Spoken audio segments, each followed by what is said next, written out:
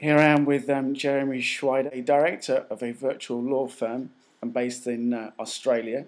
We're going to have a quick chat for our Connected Pulse video series and part of the theme virtual law firms. So, Jeremy, hello first of all, and thanks for coming on board. Do you want to give everyone watching just a quick overview of your firm and how it works out there in Australia? Yeah, sure, Rory. Thanks for having me on board, and more than happy to give everyone a bit of an insight into our world of virtual law firms here in Australia. Although it is something that I will describe as being non-jurisdiction specific. So although I'm sitting here in Australia, down under, we do really reside in cyberspace out there in the clouds. The virtual law firm that Roy referred to, that I'm the founder and director of, is Bespoke Law. Bespoke Law was founded early last year, April 2009. It was formed after quite significant time and research by myself into the model and the practices of virtual law firms around the globe, particularly America and Europe. Australia at the time was quite deficient. America and Europe seem to be ahead of the pack. There are several other virtual law firms out there, but what I've tried to do is establish what I refer to as the virtual law firm of 2010, moving into the next decade. In terms of why I decided to launch Bespoke Law as this new age virtual law firm, it was something that I'd felt quite passionate about for some time, and came up with this business model and put it into practice early last year, as I said. I'd worked in some of the large private practice firms for several years, specialising in IP and IT and the e-commerce space. And more recently, prior to Bespoke Law, for 5 years, the 5 years prior to that, I was general counsel over in the UK at the Carphone Warehouse, FTSE 100 company. So part of those roles, working both in-house in a fast-moving telco retailer environment, plus the private practice models that I was able to experience in Australia and the UK. Those coupled together, I formed what I refer to as this hybrid model. It's almost a merge between private practice, the best of private practice, and the best concepts of in-house concepts. So at the time, I saw there as being a gap in the market, somewhere in between the two, and hence I created this hybrid model. And really, Rory, as I said, I feel quite strongly and passionate about it. I researched quite a few business models in the e-commerce world that have succeeded and thrived over the years. Amazon and iTunes were ones that really pushed me to think about the whole concept. And what I've tried to do is through the successes of these e-commerce business models, I've tried to translate that into the legal services world, and that's where I'm at with Bespoke Law and this virtual law firm. Okay, so it sounds as if like you say, you've got a hybrid model. I mean, what are the major differences between yourself and just a standard bricks and mortar firm?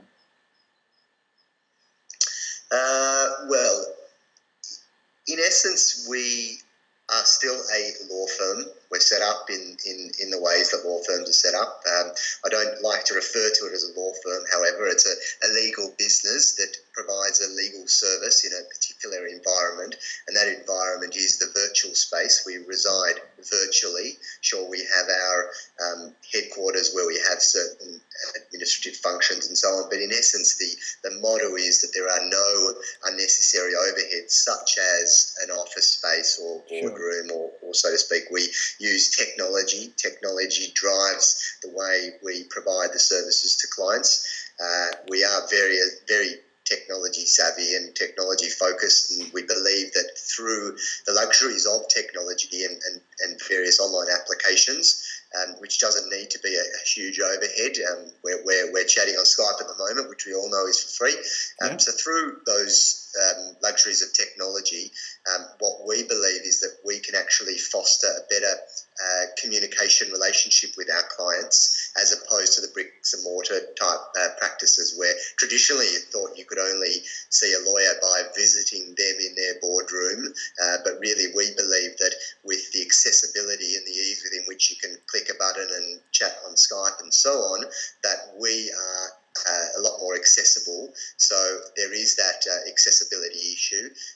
That coupled with the fee arrangements, the way that we have structured it, and that's premised on not having overheads. We have that flexibility to play around with the way we charge out. So we've moved away from a time-based concept and more in line with a value-based proposition.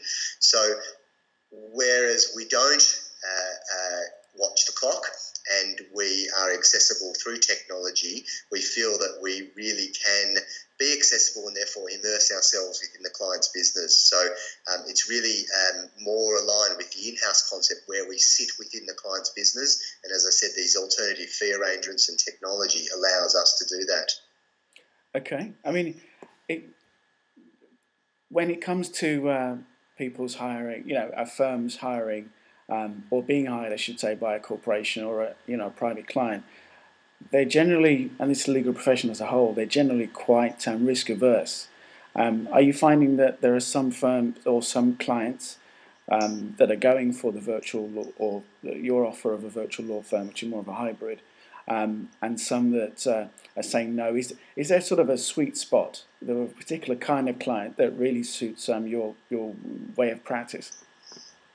Yeah, look, I think I found initially that it was difficult to pitch to your large corporates because they are immersed in the compliance issues and they have their set panels of lawyers, and the legal profession is a very old-fashioned profession, and therefore relationships that clients have with lawyers is it can be quite loyal and old-fashioned like. So it's one of those areas that it's very hard to think outside of the circle. That's what I found initially, but certainly very quickly I found that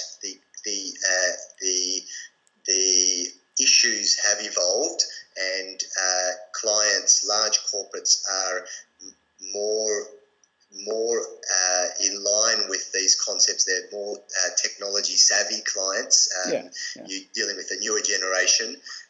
They are looking for a more of a value proposition. The economy has driven that, but aside from the economic issues, they're realising that the bricks and mortar law firm is not necessarily the best way to get a lawyer to immerse themselves within the business and therefore give some value add with the operations of the business. So look, that's dealing with the larger corporates. Obviously, the technology savvy clients tend to be not necessarily the large corporates, but the medium-sized enterprise, often they're a start-up to a technology savvy clients. Up with this whole concept. There are numerous other areas that are really just picking up on it because it's they're looking for this value proposition, looking to cut costs. And I do emphasise that the whole concept of bespoke law in this virtual law firm is not a means of providing a discount, so to speak. We do slash the cost by virtue of having no overheads by 30 to 50%, we believe. Wow. But our view is that notwithstanding that great saving, what we provide is this value add, this value proposition. So you actually get a better value product from high quality lawyers. There are lots of senior lawyers out there who have been in general counsel roles or partner roles in law firms who are moving out of this space and recognising that the profession is evolving and this is a good way to do it.